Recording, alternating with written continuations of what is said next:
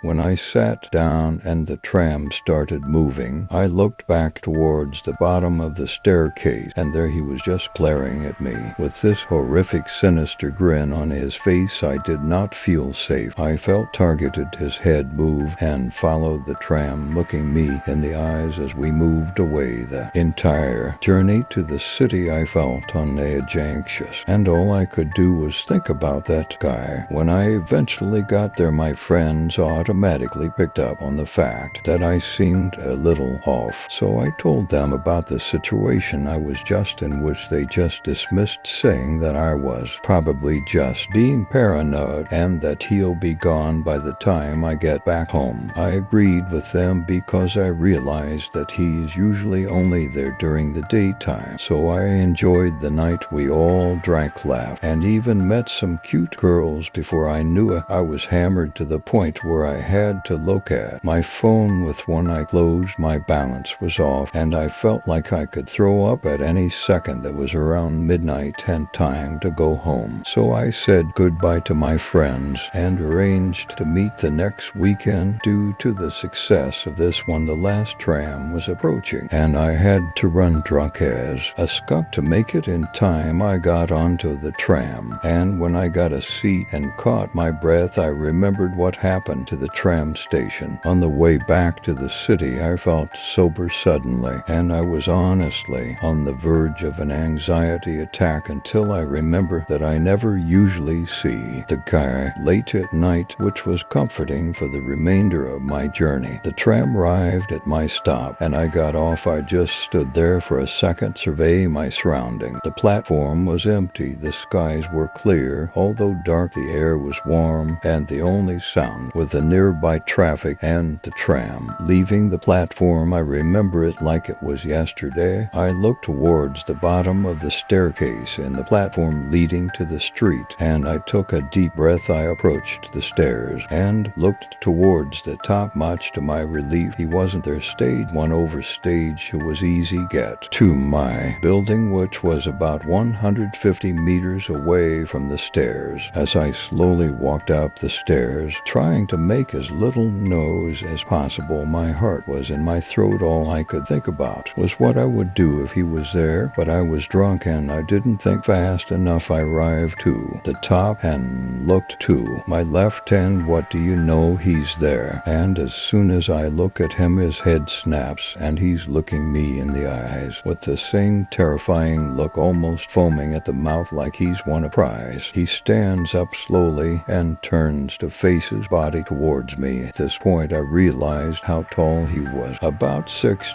huge gray and dirty beard, almost skinny, with a lean body type. I was almost pissing myself, so to break the tension, I just nodded at him and told him good night, mate, and I walked on quickly towards my apartment. I suddenly heard a deep, hoarse voice say, "You got any spare change?" Loud and obnoxious, which I turned and replied quickly whilst I was walking backwards, "No, mate, sorry. Have a good night, though," and walked on again. I was free, and my anxiety was disappearing. All I was thinking about was getting to my building as fast as possible. Then I heard what felt like the loudest, most aggressive voice ever. "Hey!" I stopped, and I turned around so fast because he made me jump and scared me. He was holding a knife, and it was pointed directly towards me. The nightmare scenario was playing out now, and I held my breath as he walked slowly towards me. I was definitely sober now, and I weighed up the options. I run and take a risk, or I start to negotiate with him. I thought, there's an ATM nearby. I can get some money, just go home. He was around 5 meters away, with the knife pointing towards me. I wasn't going to let myself die like this. He then said, "I am going to ask you again, do you have any spare change?" I couldn't tell whether I wanted to throw up or cry, but I had to get out of this situation. No one else was around that I could see or hear, and it was on me to get out of this. I said to him, "Look, there is an ATM." I couldn't even finish my sentence because he had thrown the knife at my face. It hit me just above my eye, cutting me on my eyebrow, taking a chunk of skin clean off, and there was blood in my partially blinding me, and there was blood all over my face, almost Almost immediately, I was blinded and breathless. I fell to one knee in shock, and I barely saw the knife in front of me on the ground. Through my drunken, shocked, and partially blinded state, so I reached for it as fast as I could, but it was too late. He had already picked it up and tackled me to the ground. I yelled a guttural and deep shout for help down the street as he tackled me, holding the knife, a sound I didn't know I was capable of making, but the adrenaline was coursing through my veins now. He had the knife in his right hand and plunged it down towards my face, and the only thing I could do was put my hand in the way. I screamed in pain. As the guy was on top of me, he had put the knife clean through my hand, in between the knuckles of my middle and index fingers. To be specific, I started to push back, and realizing how much stronger I was in him, the tip of the blade about 5 inches from my face, and then a miracle happened. I heard the voices of a group of people yelling, "Hey, stop," accompanied with their fast running feet toward me. On the tarmac, the guy's grip on the knife was weak suddenly, and he looked behind himself, clearly seeing the group approaching. They shouted again, yelling, "Get off him," and he jumped off of me. Unfortunately for me, he took the knife with him and ripped it out of my hands. As he jumped to his feet and swiftly ran into the nearby woods, there were 5 people in total who came to my rescue. 2 of them initially chased the guy into the woods before I shouted, "No, he has a knife," and hearing me say this, they let him go and started to call the police. This incident changed me for the better, and I wake up every day appreciating everything in my life. After the incident, I was rushed to the hospital, and I had surgery to reattach the nerves in my hand. 2 days later, the guy who attacked me is in prison now for attempted murder. The police showed after the incident within 5 minutes, and full credit to them. They found the guy hiding in the woods, still holding the knife behind a tree, and they managed to subdue and arrest him on the spot. He was on a cocktail of drugs, and he openly admitted to the police that he fully intended to kill me if he had the opportunity. But this incident was simultaneously the best and worst thing that ever happened to me. The best because I appreciate life so much more now. I talk to those I love every single day. All life is precious. Tomorrow is not guaranteed, and we are all mortal. Stay safe and alert, and do not waste a moment, as you don't know who's going to be waiting around the corner. Thank you for sticking